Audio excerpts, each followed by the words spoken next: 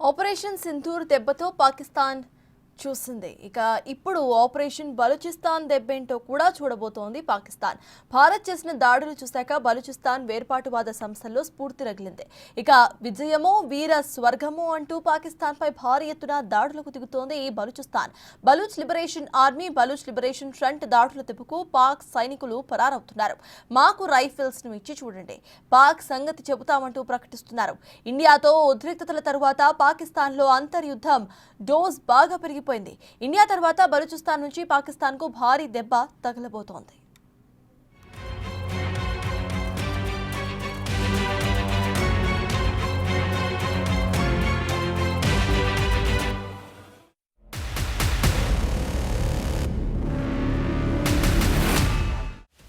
దెబ్బకు దెబ్బ తీయడం ఇండియా స్టైల్. దెబ్బ మీద దెబ్బ తినడం పాక్కు అలవాటు. ఇటు నుంచి ఇండియా కొట్టే కొట్టుడిని తట్టుకోలేక కాల్పుల విరమణ అంటూ కాళ్లబేరానికొచ్చింది పాకిస్తాన్. కానీ పాక్లోనే బలూచిస్తాన్ నుంచి వస్తున్న ప్రెషర్ని తట్టుకోలేకపోతోంది. ఇదే మంచి టైం అనుకుని పాక్కి ముప్పు తిప్పలు పెడుతున్నారు బలూచిస్తాన్ వేర్పాటువాదులు. ఇండియాతో ఉద్రిక్తతలు పెరిగాక పాక్ సైన్యం మొత్తం కశ్మీర్ సరిహద్దులపై ఫోకస్ పెంచాక Balochistan liberation army, Baloch liberation front Pak ని కోలుకోలేని దెబ్బ కొడుతూ వస్తున్నాయి. పాకిస్తాన్ ని కోలుకోలేని దెబ్బ కొట్టాలంటే ఇంతకంటే మంచి ఆప్షన్ ఉండదనే లెక్కల్లో ఉన్నారు వేర్పాటువాదులు. అందుకే పక్కాగా ప్లాన్ చేసి మరీ కొడుతున్నారు. ఇదే టైంలో భారత్ సపోర్ట్ కూడా అడుగుతున్నారు. మాకు ఆయుధాలివ్వండి చాలు, పాక్ సంగతి మేమే చూస్తామంటున్నారు. మీరు రిలాక్స్ గానే ఉండండి, పాక్కు ఎలా చుక్కలు చూపించాలో మాకు తెలుసని లేఖలు, వీడియోలు రిలీజ్ చేస్తున్నారు. పాకిస్తాన్ ప్రపంచ ఉగ్రవాదులకు పుట్టినిల్లని, దానిని ఉగ్రవాద దేశంగా గుర్తించాలని అంతర్జాతీయ సమాజానికి బలూచ్ లిబరేషన్ ఆర్మీ పిలుపునిచ్చింది. ఈ పరిణామాలన్నీ ఇప్పుడు హాట్ టాపిక్గా మారాయి. మరోవైపు బలూచ్ లిబరేషన్ ఆర్మీ బలూచిస్తాన్ ప్రావిన్స్లో ఆపరేషన్ హెరాఫ్ కొనసాగిస్తోంది. గత 2 నెలల్లో 51 చోట్ల పాక్ భద్రతా దళాలపై 71 సార్లు దాడులు చేసినట్లు ప్రకటించింది.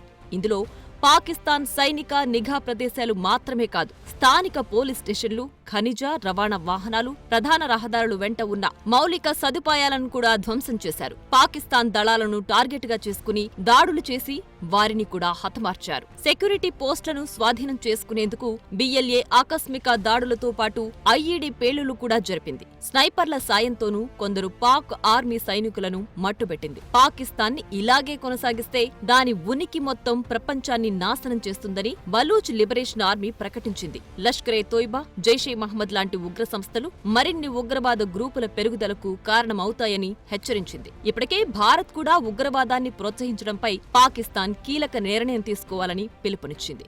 ఈ విషయంలో పాక్ ఫెయిల్ అయితే అది మరింత రక్తపాతానికి దారితీస్తుందని హెచ్చరించింది.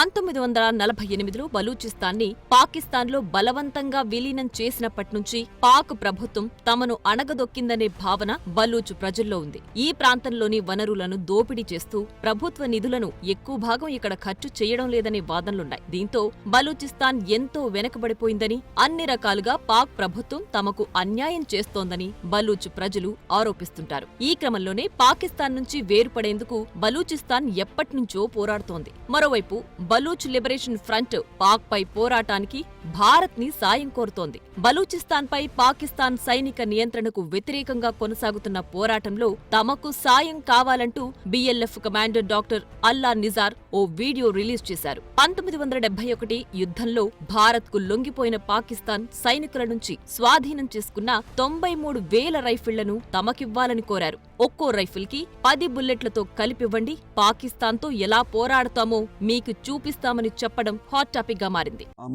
एक बात वाज़ेह करना चाहता हूँ, इंडिया इतनी जुरात करे, जो 93,000 बंदूकें पाकिस्तान से छीनी थी सरेंडर करते वक्त वही बंदूक 10-10 गोलियों के साथ हमें दे दे, फिर हम देखें पाकिस्तान कैसे लड़ते। ना हमें एटम बम की जरूरत है, ना हमें मिसाइल की जरूरत है, आपकी सिर्फ वही दे दे। తమకు మిసైళ్లు అణ్వాయుధాలు అవసరం లేదని, కేవలం రైఫిళ్లు మాత్రమే ఇస్తే సరిపోతుందని, మిగతాది తాము చూసుకుంటామని చెబుతున్నారు బలూచ్ లిబరేషన్ ఫ్రంట్ నాయకులు. అంతేకాదు బలూచిస్తాన్ ఉద్యమానికి వ్యతిరేకంగా పాక్ ప్రభుత్వం చేస్తున్న తప్పుడు ప్రచారాలను సైతం బిఎల్ఎఫ్ ఖండించింది. అయితే బలూచ్ ప్రావిన్స్ లో ఓవైపు నుంచి బిఎల్ఏ, మరోవైపు నుంచి బిఎల్ఎఫ్ దాడులు చేస్తుండటంతో ఉద్రిక్తతలు మరింత పెరిగాయి. దీంతో పాక్ భద్రతా దళాల్లో టెన్షన్ మొదలైంది. భారత్ పాక్ మధ్య కాల్పుల విరమణతో ఇప్పుడిప్పుడే కొంత రిలాక్స్ అవుతున్న పాక్ సైన్యానికి బలూచిస్తాన్ నుంచి వస్తున్న సెగ అస్సలు నిద్ర పట్టనివ్వడం లేదు.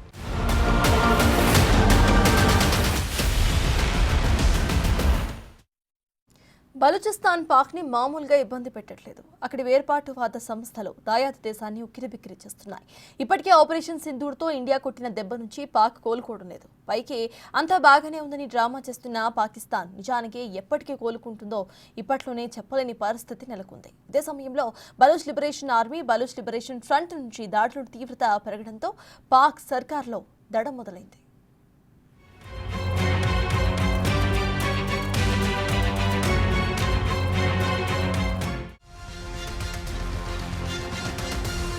బలూచిస్తాన్ ప్రావిన్స్ లో పాకిస్తాన్ను రెండు సంస్థలు ముప్పు తిప్పలు పెడుతున్నాయి. అందులో మొదటిది బలూచ్ లిబరేషన్ ఆర్మీ. బలూచిస్తాన్ స్వాతంత్ర్యం కోసం పోరాడుతున్న ఓ బలమైన వేర్పాటువాద సంస్థ ఇది.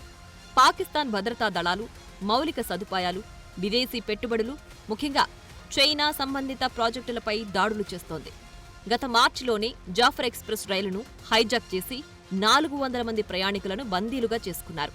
ఈ ఘటనలో 26 మంది చనిపోయారు. అంతకుముందు క్వెట్టాలో రైల్వే స్టేషన్పై జరిపిన ఆత్మాహుతి దాడిలో 32 మంది చనిపోయారు. Baloch liberation army Gwadar port railway లైన్లు, గ్యాస్ పైప్ లైన్ల లాంటి మౌలిక సదుపాయాలను లక్ష్యంగా చేసుకుని దాడులు చేస్తోంది. ఇవి పాకిస్తాన్ ఆర్థిక వ్యవస్థకు భారీ నష్టం కలిగిస్తున్నాయి.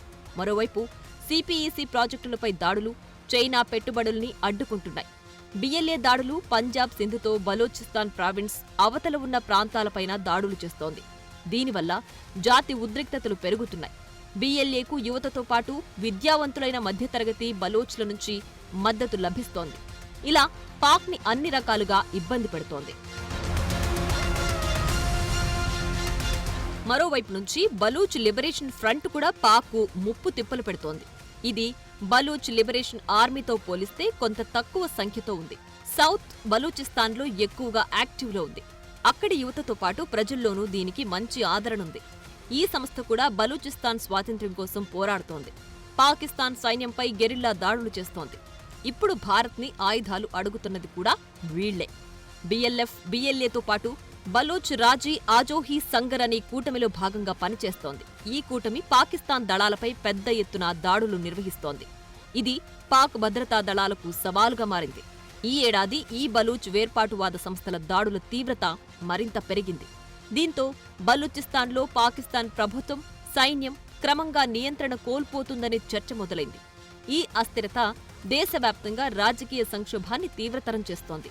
బలోచ్ లిబరేషన్ ఆర్మీని పాకిస్తాన్ ఉగ్రవాద సంస్థగా ప్రచారం చేస్తోంది. అయితే బలోచ్ ఉద్యమం మానవ హక్కుల ఉల్లంఘన ఆరోపణలను లేవనెత్తుతూ అంతర్జాతీయ సమాజం దృష్టిని ఆకర్షిస్తోంది. ఇది పాకిస్తాన్పై ఒత్తిడిని మరింత పెంచుతోంది. భారత్ పాక్ మధ్య ఉద్రిక్తతలు పెరిగాక బలూచిస్తాన్లో ఉద్యమ తీవ్రత పెరిగింది. బిఎల్ఏ, బిఎల్ఎఫ్ దాడులే కాదు, వాటి తీవ్రత కూడా బాగా పెరిగింది. ఇది బలోచ్ ఉద్యమం బాగా బలపడినట్లుగా సూచిస్తోంది. ముఖ్యంగా సోషల్ మీడియా వినియోగం ద్వారా అక్కడి యువత నుంచి కూడా మద్దతు పెరుగుతోంది. మరోవైపు బలూచిస్తాన్లో పాకిస్తాన్ వ్యతిరేక భావనలు, అక్కడ పాక్ సైన్యం చేసే అరాచకాలు, ఆర్థిక దోపిడీ వల్ల ఈ ఉద్రిక్తతలు పెరిగాయి. ఇది బలోచ్ ఉద్యమానికి స్థానికుల మద్దతును పెంచుతోంది. అయితే పాక్ ప్రభుత్వం బలూచిస్తాన్ ఉద్యమాన్ని ఎంతగా అణిచివేయాలని చూసినా అది కుదరడం లేదు. దీనికోసం ఈ ఏడాది ఇప్పటి వరకు $72 మిలియన్ బలూచిస్తాన్లో భద్రతా చర్యల కోసం కేటాయించింది.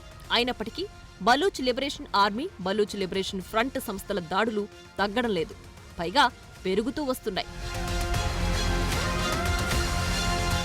బలూచిస్తాన్ పాకిస్తాన్లో అతిపెద్ద ప్రావిన్స్ అయినప్పటికీ అక్కడి జనాభా కేవలం 1 కోటిలోపే ఉంది. అయినప్పటికీ పాక్ సర్కార్కు ముచ్చెమటలు పట్టిస్తోంది. డిఎల్ఏ, బిఎల్ఎఫ్ దాడులు పాకిస్తాన్కు ఎంతో ఇబ్బంది తెచ్చిపెడుతున్నాయి. బలోచ్ ఉద్యమం రాజకీయంగా, సామాజికంగా ఒత్తిడి తెస్తుండటంతో పాకిస్తాన్ గవర్నమెంట్ ఉక్కిరిబిక్కిరవుతోంది. ఇప్పటికే భారత్, పాక్ ఉద్రిక్తతలు కొనసాగిన సమయంలో చాలా వరకు బలూచిస్తాన్ వేర్పాటువాదులు పాక్ సైనిక స్థావరాలపై దాడులు చేయడం, తమకంటూ ఓ జెండా ఉందని ఆవిష్కరించడం లాంటివన్నీ చేశాయి. ఇప్పుడు గనక భారత్ తమకు ఆయుధ సాయం చేస్తే పాకిస్తాన్ సంగతి చెబుతామని చెప్తున్నారు. ఈ పరిస్థితులు పాకిస్తాన్లో ఉన్న అంతర్యుద్ధం తీవ్రతను ప్రపంచం కళ్లకు కడుతోంది. భవిష్యత్తులో ఇది మరింత ముదిరి పాకిస్తాన్లో అస్థిరతను సృష్టించే అవకాశం ఉందనే విశ్లేషణలు వినిపిస్తున్నాయి.